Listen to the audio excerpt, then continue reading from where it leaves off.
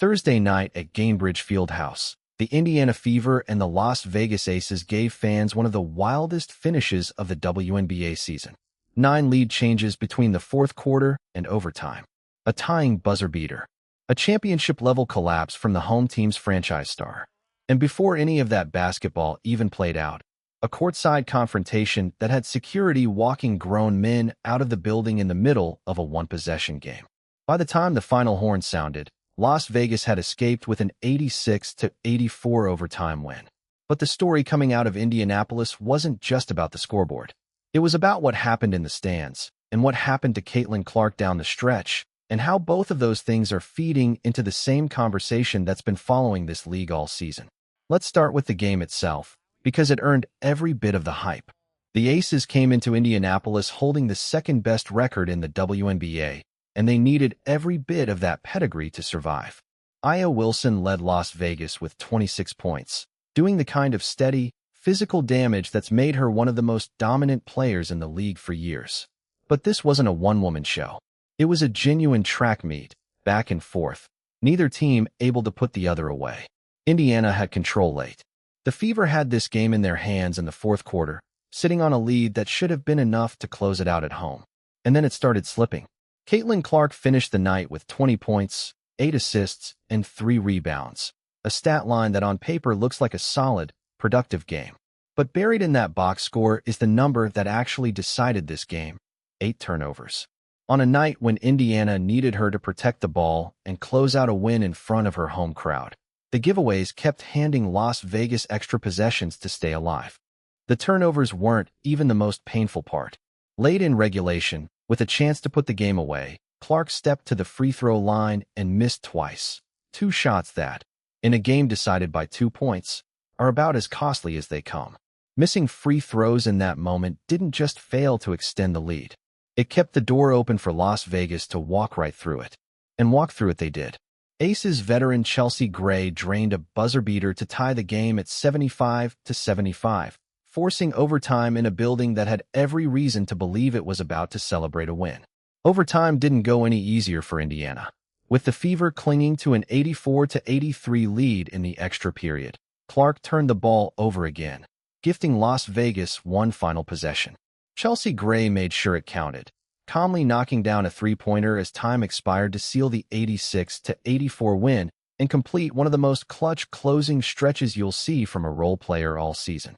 It's the kind of ending that will get replayed constantly. A superstar-caliber performance from Clark in terms of playmaking, undercut by turnovers and missed free throws in exactly the moments a team can least afford them. Growing pains are part of every young star's story, and Clark has had plenty of statement games this season. This just wasn't one of them, and Chelsea Gray made her pay for it twice. Now here's where the night got complicated. Before any of that overtime drama unfolded, the game had already been interrupted by something happening off the court. Courtside, a group of men had been making noise, the kind of heckling and rowdy back and forth that's been part of sports arenas forever. It didn't take long before venue security moved in on them directly. Las Vegas guard Jackie Young was the one who escalated it. In the middle of a tight, tense basketball game, Young stopped what she was doing to actively call for security to deal with the fans sitting courtside. The broadcast picked it up. The commentators on the call even reacted approvingly as the men were shown being walked out of the arena. Young still turned in a strong night on the floor, finishing with 22 points for Las Vegas. But the moment that's getting talked about isn't her scoring. It's the sight of a professional athlete, mid-game, directing arena security to remove fans who were sitting in their own seats being loud. Here's the twist. According to a Fever spokesperson who spoke with Fox News Outkick after the game, security actually found no violation of the arena's fan code of conduct. The fan in question wasn't ejected at all. Per the team, he simply chose to leave on his own. So to recap, a WNBA player called for a fan to be removed, security got involved, the broadcast treated it like a win for the good guys, and it turns out there wasn't even a rule violation to point to in the first place. This isn't happening in a vacuum. It's landing right in the middle of a season where the relationship between WNBA players and fans in the stands has been a recurring flashpoint. Players around the league have talked publicly about hostile messages and heckling becoming part of the job in a way it never used to be. Some players have pushed to draw a much harder line around what's acceptable from the crowd. Others, and plenty of longtime sports fans, see moments like Thursday nights as something different.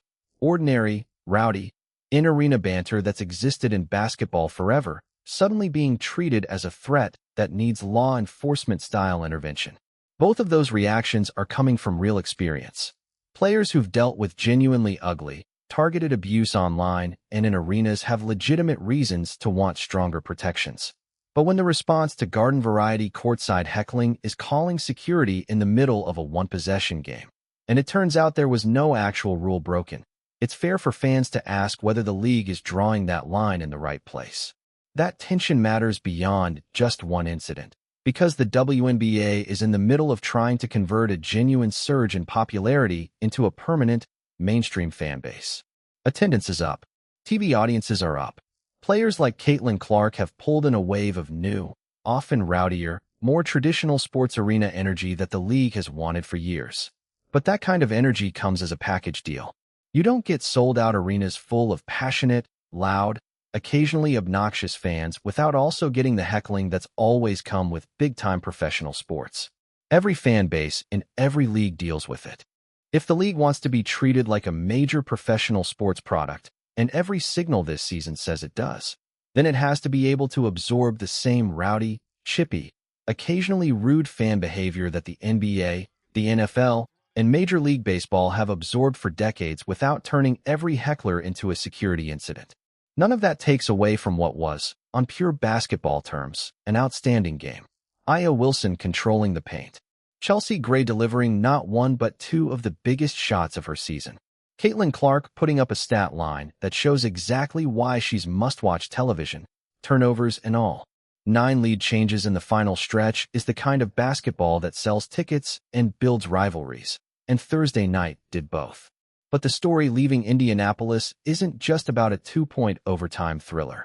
It's about a league still figuring out where the line is between protecting its players and letting its sport feel like a sport. Loud, chippy, and unpredictable, the same way it's always been. Let me know what you think down in the comments. Was Jackie Young right to call in security, or did the WNBA overreact to a little courtside noise? And if you want the next breakdown the moment it's live, make sure you're subscribed.